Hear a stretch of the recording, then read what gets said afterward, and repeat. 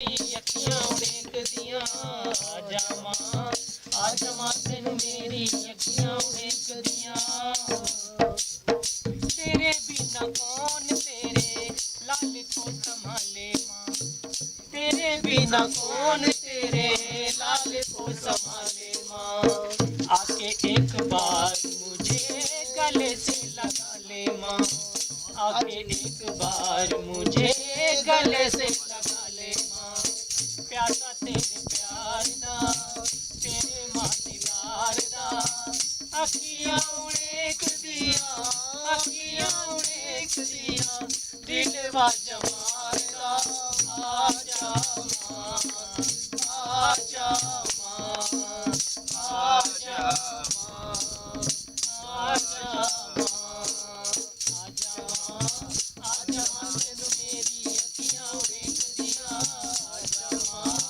आजा मां तेनू मेरी अखियां उड़ेकदियां।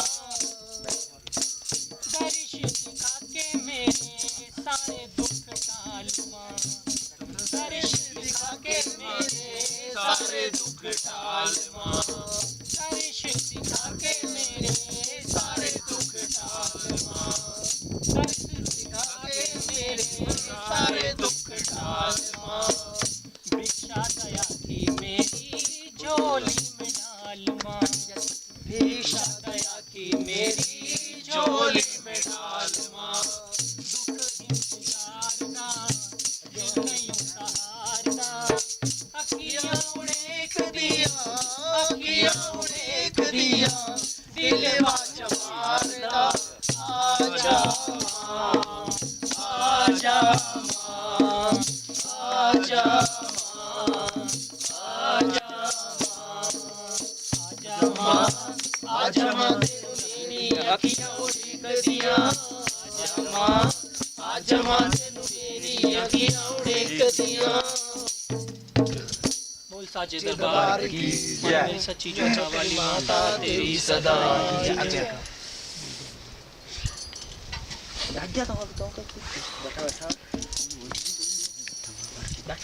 मन की मुरादे पूरी कर मां, मन की मुरादे पूरी कर मां।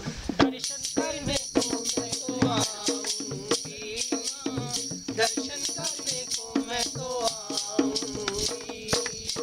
तेरा दीदार होगा मेरा उद्धार होगा, तेरा दीदार होगा मेरा उद्धार होगा। हलवे का भोग मैं लगाऊंगी मां, हलवे का भोग मैं लगाऊंगी। मन की मुरादे पूरी कर मां, मन की मुरादे पूरी कर मां। दर्शन करने को मैं तो आऊंगी मां, दर्शन करने को मैं तो आऊंगी।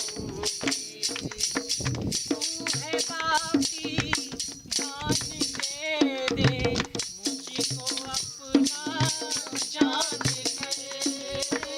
तू है बाकी जान दे मुझको अपना जान दे। भर दे झोली खाली मेरी, दाग लगे ना तेरी शान पर। 100 रुपया और नारियल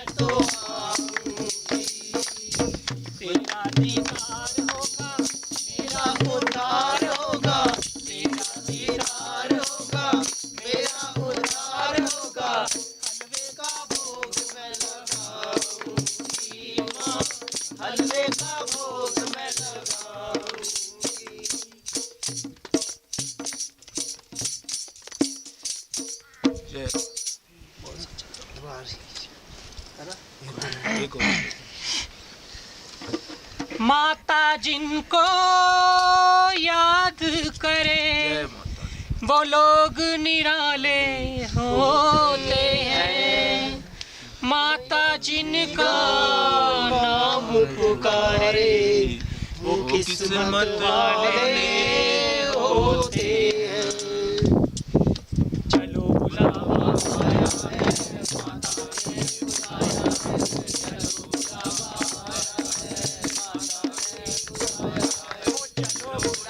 आया है, माता ने बुलाया है। चलो बुलावा आया है, माता ने बुलाया है। चलो बुलावा आया है, माता ने बुलाया है। माता दी चलो बुलावा आया है, माता ने बुलाया है। ऊंचे पर्वत रानी माँ ने दरबार लगाया है। चलो बुलावा आया है, माता ने बुलाया है। जय माता दी चलो बुलावा आया है, माता ने बुलाया है। सारे जग में एक ठिकाना, सारे गम के मारो बाप। सारे जग में एक ठिकाना, सारे गम के मारो बाप। सारे जग में एक ठिकाना, सारे गम के मारो बाप। रखता देख रही है माता अपनी आँख के तारों का। रखता देख रही है माता अपनी आँख के तारों का। रखता देख रही है माता अपनी आँख के तारों का। ओ मस्त हवाओं का इन झोंका ये संदेशा लाया है। चलो बुलावा आया है, माता ने बुलाया है। जय माता दी चलो बुलावा आया है, माता ने बुलाया है। बोलो जय माता दी, सारे बोलो जय माता दी। जय माता दी, जय माता दी, जय माता दी, जय माता दी, जय माता दी। कहते जाओ आगे जाने वालों को, जय माता दी कहते जाओ आगे जाने वालों को। चलते जाओ तुम मत देखो अपने पाँव के तालों को। चलते जाओ तुम मत देखो अपने पाँव के तालों को। जितने जितना करना है उतना चैन भी पाया है। चलो बुलावा आया है, माता ने बुलाया है। जय माता दी चलो बुलावा आया है, माता ने बुलाया है।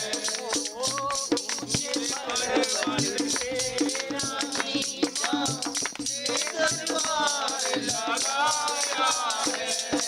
चलो बुलावा आया है, माता ने बुलाया है।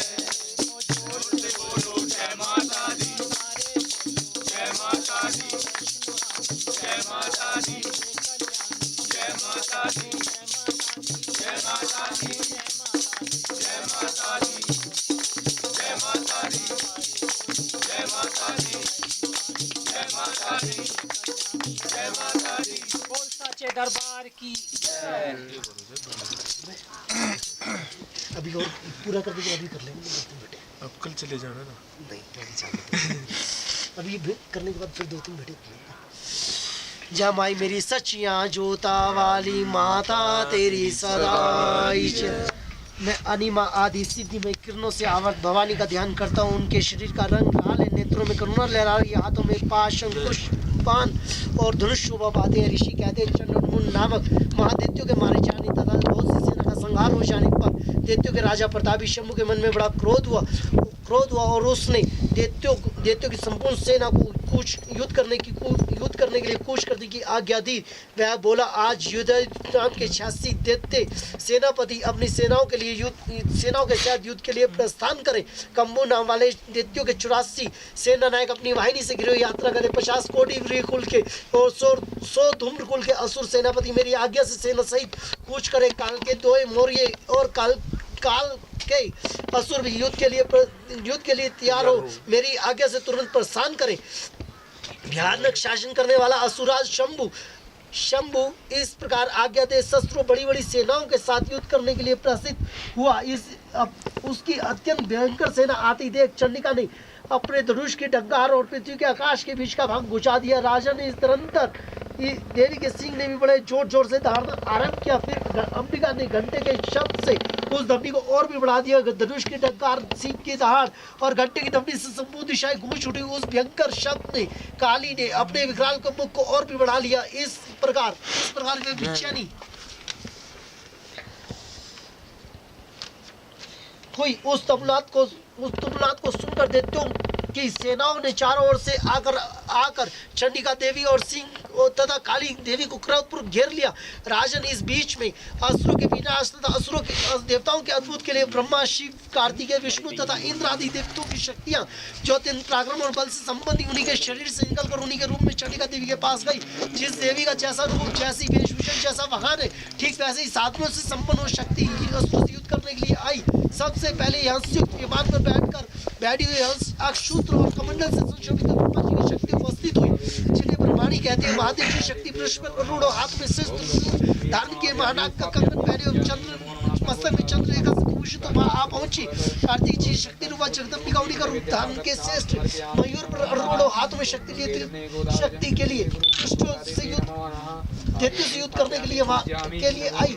इसी प्रकार भगवान विष्णु की शक्ति गुरु राजमन चक्र गदा शरक धनुष खड़क हाथ में लिए वहां आई। अनुपम यज्ञ का रूप धारण करने वाली श्री हरि की जो शक्ति है वह भी बड़ी शक्ति धारण करके वहां उपस्थित हुई। नरसी शक्ति भी नरसी के समान शक्ति धारण करके वहां आई। उसके गर्दन के बालों से झटके आकाश के तारे बिखरे पड़ते थे। इसी प्रकार इंद्र की शक्ति वृक्ष हाथ में लिए रावत पर बैठकर आई। उसकी भी शस्त्र नेत्र थे। इंद्र का जैसा रूप था वैसा ही उसका भी था। तरह शक्ति से महादेव जी ने चंडिका से कहा, तुम मेरी प्रशंसा के लिए शीघ्र तुम संहार करो। तब देवी के शरीर से अत्यंत भयानक और परम उग्र चंडिका शक्ति प्रकट हुई, जो सैकड़ों गीतों की भांति आवाज करने वाली थी। उस अभिषेका देवी ने भूमल चढ़ने वाले महादेव जी से कहा, भगवान आप शंभु निशंभु के पास दूध बनकर जाइए और उन अत्यंत गर्विले दानव और शंभु निशंभु से दोनों से कहिए। साथ ही उनके अतिरिक्त जो भी दानव युद्ध के लिए यहाँ उपस्थित उनको भी यह संदेश दीजिए, यदि तुम जीवित रहना चाहते हो तो पताल लौट जाओ, इंद्रोत्तर लोक का राज्य भी वापस मिल जाए और देवता युग भाग का उपयोग करे। यदि बल के घमंड में आकर तुम युद्ध के अभिलाषा रखते हो तो आओ, मेरी शिवाएं तुम्हारे कच्चे मांस से तृप्त होंगी। क्योंकि उस देवी ने भगवान शिव को दूध का कार्य नियुक्त किया था, इसलिए वह शिव दूती के नाम से संसार में विख्यात हुई। वे महादैत्य भी भगवान शिव के मुख से देवी के वचन सुनकर क्रोध में भरकर जहाज काते नहीं विराजमान थी, उस ओर बढ़े। तरंतर वे दैत्य अमर्ष में बढ़कर पहली देवी के ऊपर बाण, शक्ति, दृष्टि आदि से अस्त्रों की दृष्टि करने लगी। तब देवी ने खेल में ही अपने धनुष की डंकार और उसके छोड़े बड़े बड़े बाणों दैत्यों के चले बाण शूल शक्ति और फारसों को काट डाला। फिर काली आगे होकर शत्रु को शूल के प्रहार से वृद्धि करने लगी। खड़वार से उनको कुचंबर निकालती रणभूमि में विचरने लगी। परमाणी भी जिस जोर दौड़ती उस जोर अपने कमंड का जल छिड़क कर शत्रु के ओजर प्रांगण को नष्ट कर देती थी। महेश्वरी ने त्रिशूल से, वेश्वी ने चक्र से और अत्यंत क्रोध में भरी हुई कुमार कार्तिक जी की शक्ति से दैत्यों का संहार आरंभ किया। इंद्र शक्ति से वृष प्रहार से वृद्धित होकर दैत्य दानव रक्त की धारा बहाते हुए पृथ्वी पर सो गए। वराई शक्ति ने कितनों को अपनी सूदन की मार से नष्ट कर दिया। जड़ों के उग्र भाग से कितनों की छाती छेद डाली। कितने ही दैत्य उसके चक्र की चोट से चक्र की चोट से वृद्धित होकर गिर पड़े। नरसी भी दूसरे महादित्यों को अपने नखों से वृद्धित करके खाती और सिंगनाथ से दिशाओं और एवं आकाश को गुजाती हुई युद्ध क्षेत्र में विरसने लगी। कितने असुर शिवदूती के प्रचंड अट्टहास से अत्यंत भयभीत हो पृथ्वी पर गिर पड़े। गिरने पर उन्हें शिवदूती ने उस समय अपना ग्रास बना लिया। इस प्रकार क्रोध में भरे मातगणों को नाना प्रकार के उपायों से बड़े बड़े असुरों का मर्दन करते थे। दैत्य सैनिक भाग खड़े हुए दैत्यों मार्गगणों से पीड़ित दैत्यों को युद्ध से भागते थे। टकपीश नामक दैत्य क्रोध में भरकर युद्ध करने के लिए आया। उसके शरीर से जो रक्त की बूंद पृथ्वी पर गिरती तब उसी के समान एक शक्तिशाली दूसरा महादेव पृथ्वी पर पैदा हो जाता। महासुर रक्तबीज हाथ में गदा लेकर इंद्र शक्ति के साथ युद्ध करने लगा। तब इंद्री ने अपने व्रत से रक्तबीज को मारा। उस व्रत से छूने लगा और उसी के समान रूप तथा पराक्रम वाले योद्धा उत्पन्न होने लगे। उसके शरीर से जब रक्त की जितनी बूंदें गिरी उतने ही पुरुष उत्पन्न हो गए। वे सब रक्तबीज के समान ही वीर्यवान, बलवान और पराक्रमी थे। वे रक्त से उत्पन्न होने वाले पुरुष भी अत्यंत भयंकर असुर का प्रहार करते हुए वहां महात्माओं के साथ घोर युद्ध करने लगे। पुणे व्रत के प्रहार से जब उनका मस्तक घायल हुआ तब रक्त बहने लगा और उससे हजारों पुरुष उत्पन्न हो गए। वेशी ने युद्ध में रक्तबीज चक्र का प्रहार किया और इंद्री ने उस दैत्य सेनापति को गदा से चोट पहुंचाई। वेश्वी के चक्र से घायल होने पर उसके शरीर से रक्त बहा और उसी के समान आकार शस्त्रों महादित्य प्रकट हुए। उनके द्वारा संपूर्ण जगत विख्यात हो गया। कुमारी ने शक्ति से, वराही ने खड़क से और महेश्वरी ने त्रिशूल से महादित्य रक्तबीज को घायल किया। क्रोध में भरे उस महादित्य ने रक्तबीज ने भी गदा से सभी मां शक्ति में प्रहार किया। शक्ति और शूल आदि से अनेक बार घायल होने पर जो उसके शरीर से रक्त की धारा पृथ्वी पर गिरी, उससे भी निश्चय ही सैकड़ों असुर उत्पन्न हुए।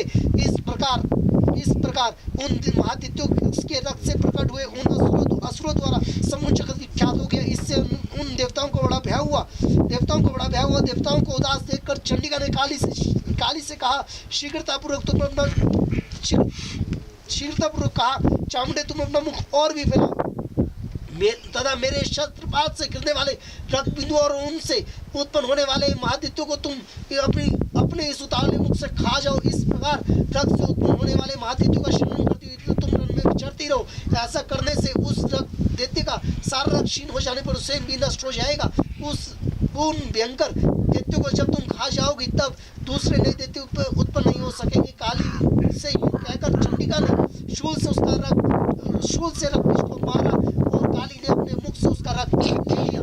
तब उसने वहां पर चंडिका पर गदा से प्रहार किया, किंतु उस गदापात से देवी को प्रेरणा नहीं पहुंचाई।